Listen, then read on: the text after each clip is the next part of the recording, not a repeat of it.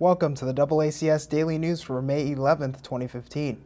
Attleboro High School has been awarded with a $68,000 grant for computer and software upgrades.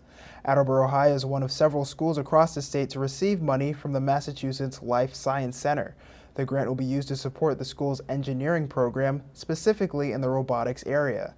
Career and Technical Education Director Susan Edmunds spoke with us about the grant. It was a competitive grant. There was an RFP that came out last fall, a request for proposals. And we looked at it and thought, how can Attleboro benefit from this RFP? Which one of our programs did we think would really fit the criteria that the Massachusetts Life Science Center had established for these grants?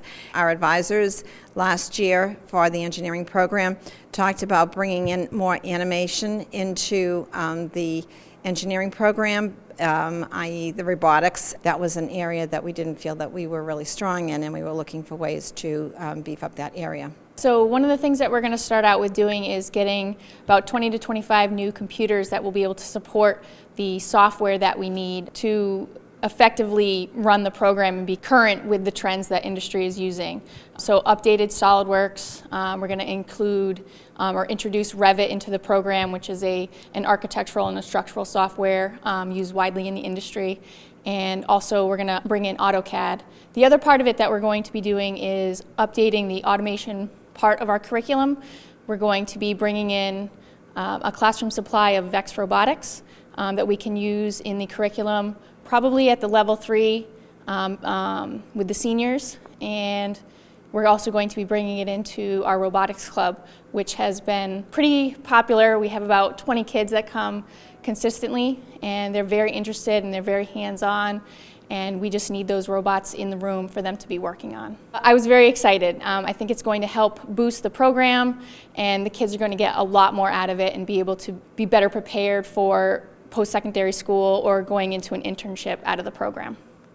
That's not all the school news we have for today. St. John the Evangelist School held their 9th annual Cabaret last Friday. The piece was called 45 Minutes from Broadway.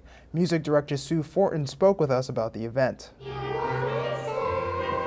Right, but we do this every year. It's just a culmination of showcasing talents up another notch, getting the kids to bump up their work a little bit, develop some more potential, their God-given gifts, and bring community together, and that's why we do it. As someone told me everyone deserves the chance to fly, and if I'm flying solo, at least I'm flying free. We're very supported by the school. This kind of show, we try to engage parents with it as too. But what we did every year, you try to do something different and try to step the game up, like Sue was saying, for the kids.